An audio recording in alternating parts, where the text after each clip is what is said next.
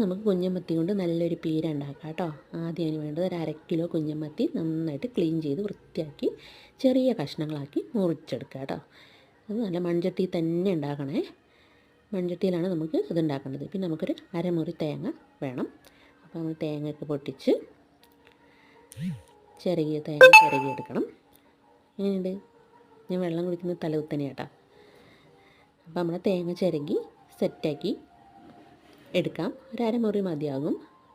ഒരു മുറിയിൽ കുറച്ച് ബാക്കി ഉണ്ടായിരുന്നു, അതും കൂടെ ചേർത്തിട്ട് ഞാൻ എടുത്താണ്. എങ്കിൽ അരമുറി തേങ്ങ തന്നെ മതി കേട്ടോ, കറക്റ്റ്. പിന്നെ അതിലേക്ക് വേണ്ടത് ഒരു സവാള ചെറുതായി നുറുക്കിയത്, ഒരു കഷ്ണം ഇഞ്ചി, ഒരു 10-12 വെളുത്തുള്ളി അല്ലി, പിന്നെ ചെറിയ 2 കഷ്ണം പുളി.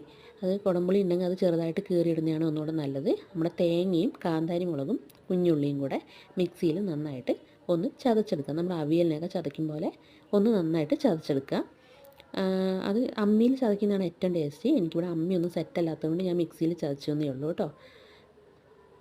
പിന്നെ മീനിലേക്ക് ആവശ്യത്തിന് മഞ്ഞൾപ്പൊടി, ഉപ്പ്, പിന്നെ നമ്മുടെ വെളുത്തുള്ളി, ഇഞ്ചി, സവാള ചെറുതായി അരിഞ്ഞത് ഇതെല്ലാം കൂടെ ചേർത്ത് നമ്മുടെ തേങ്ങ അരപ്പും കൂടെ ചേർത്ത് നമ്മൾ നന്നായിട്ടൊന്ന് കൈ കൊണ്ട് തിരുമ്മിയെടുക്കണം കേട്ടോ. കൈ കൊണ്ട് നന്നായിട്ട് തിരുമ്മി അത് ആ മസാലയൊക്കെ ഒന്ന് മീനിലേക്ക് പിടിക്കത്തക്ക രീതിയിൽ നമ്മൾ നന്നായിട്ട് കൈ കൊണ്ട് തിരുമ്മിയെടുക്കണം. ഒരു 2 തണ്ട് കറിവേപ്പിലയും കൂടെ നമ്മൾ ആദ്യം തന്നെ ഇതിലേക്ക് വേണ്ട എല്ലാ സാധനങ്ങളും ആദ്യം തന്നെ ചേർക്കുകയാണ് കേട്ടോ ചെയ്യുക.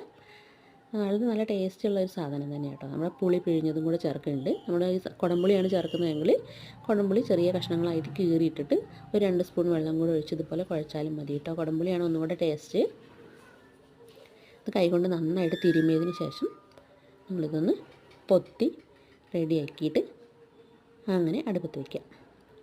ഒരു 10-15 മിനിറ്റ് മതിയാവും കേട്ടോ. 15-20 മിനിറ്റ് അതിൻ്റെ ഉള്ളിൽ നമ്മുടെ പീര റെഡിയാവും. ഇത് ഇടയ്ക്ക് ഇങ്ങനെ ഇളക്കി കൊടുക്കുകയൊന്നും ചെയ്യരുത്. നമ്മൾ ഇടയ്ക്കൊന്നും എടുത്തിട്ട് ചെറുതായിട്ടൊന്ന് ഇങ്ങനെ കുടയുക കേട്ടോ. പിന്നെ 1 സ്പൂൺ പച്ചവെളിച്ചെണ്ണ